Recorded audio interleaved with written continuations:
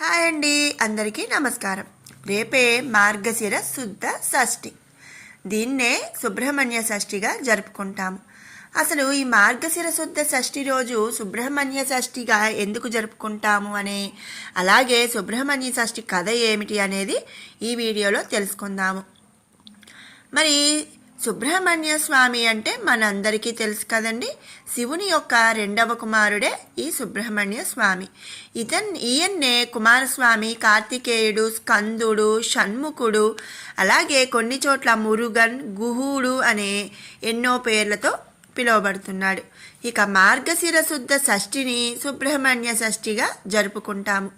దీనినే చంపా షష్ఠి, ప్రవార షష్ఠి, సుబ్బారాయుడు షష్ఠి, అలాగే తమిళనాడులో అయితే స్కంద షష్ఠి అనే పేరుతో జరుపుకుంటారు. దేవేంద్రుడు మార్గశిర శుద్ధ షష్ఠి నాడు దేవసేనతో సుబ్రహ్మణ్య స్వామి వారికి అత్యంత వైభవంగా వివాహం జరిపించిన రోజునే శ్రీ సుబ్రహ్మణ్య షష్ఠిగా వ్యవహరిస్తారు. కుమారస్వామి మాతృగర్భం నుండి పుట్టినవాడు కాదు కదా. క్రమంలో పుత్రుడిగా పార్వతీ పరమేశ్వరులు స్వీకరించారు. ఈ విషయం మహాభారతం అరణ్య పర్వంలో కనబడుతుంది. ఇక సుబ్రహ్మణ్య షష్ఠి కథ. పూర్వం 3 లోకాలను భయభ్రాంతులచే పీడిస్తున్న తారకాసురుడు అనే రాక్షసుని బారి నుండి రక్షణ పొందుటకై దేవతలు బ్రహ్మదేవుని శరణు వేడారు. అప్పుడు ఆ బ్రహ్మ వారికి ఒక సూచన చేశాడు. ఈ తారకాసురుడు అమిత తపోబల సంపన్నుడు, బలశాలి కావున చంపడం మన తరం కాదు. కానీ ఈశ్వర తేజాంశ సంభవుని వల్లనే వీడికి మరణము ఉంటుందని చెప్పాడు.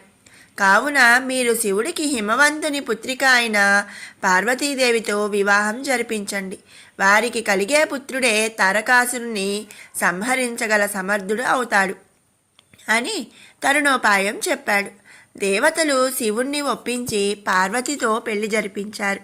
ఒకనాడు పార్వతీ పరమేశ్వరులు ఏకాంత ప్రణయానందంగా ఉన్న సమయంలో అగ్నిదేవుడు పావురం రూపంలో వారి ఏకాంత మందిరంలోకి ప్రవేశిస్తాడు.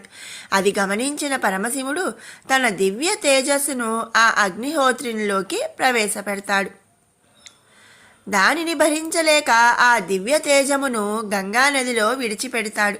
ఆ తేజము ఆ సమయము అందు ఆ నదిలో స్నానమాడుచున్న షట్కృత్తికల దేవతల గర్భాన ప్రవేశిస్తుంది. ఆ రుద్రతేజమును వారు భరించలేక పొదలలో విసర్జిస్తారు. 6 ముఖాల తేజస్సుతో ఒక దివ్యమైన బాలుడిగా ఉద్భవిస్తాడు. ఈ విషయం తెలుసుకున్న పార్వతీ పరమేశ్వరులు రుద్రాంశ సంభూతునిగా ఆ షణ్ముఖుని అక్కున చేర్చుకొని కైలాసం తీసుకుని వెళతారు. ఆ బాలుడు గంగా గర్భంలో తేజోరూపంలో ఉన్నందున గాంగేయుడని, షట్కృత్తికలు వానిని పెంచి పెద్ద చేసిన కారణం వల్ల మరియు 6 ముఖాలు కలవాడు అగుట వల్ల షణ్ముఖుడని, కార్తికేయుడని, అతడు గౌరీశంకర్ల పుత్రుడగుటచే కుమారస్వామి అని, సుబ్రహ్మణ్య స్వామి అని పేర్లతో పిలువబడ్డాడు. కారణజన్ముడైన ఈ బాలుణ్ణి పార్వతీ పరమేశ్వరులు దేవతలు కోరికల మేరకు కుమారస్వామిగా చేసి దేవతల సర్వసైన్యాధ్యక్షునిగా నియమించి పరమేశ్వరుడు శూలం మొదలైన ఆయుధాలను ఇవ్వగా ఆ జగన్మాత పార్వతి కుమారుని దీవించి శక్తి అను ఆయుధాలను ఇచ్చి సర్వశక్తివంతుడిని చేసి తారకాసురునిపై యుద్ధ శంఖారావాన్ని మ్రోగిస్తారు. అంతటా ఆ స్వామి నెమలి వాహనారూఢుడై 6 ముఖాలు 12 చేతులతో ఉగ్రరూపం దాల్చి 6 చేతులతో ధనుసులను మరో 6 చేతులతో బాణాలు ధరించి రాక్షస సేనను ఒకేసారి సంహరించాలని తలచి సర్పరూపం దాల్చి రాక్షసులను ఉక్కిరి బిక్కిరి చేసి భీకర యుద్ధములో తారకాసురుని సంహరించి విజయుడైనాడు. సర్వశక్తి స్వరూపుడైన ఈ స్వామికి దేవేంద్రుడు దేవసేనతో వివాహం జరిపించిన ఈ రోజును శ్రీ సుబ్రహ్మణ్య షష్ఠిగా పిలుచుకుంటున్నాము.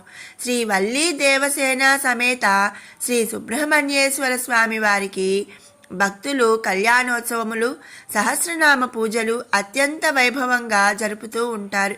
తమిళనాడు ప్రాంతాలలో ఈ రోజున కావడి మొక్కును తీర్చడం కనిపిస్తుంది.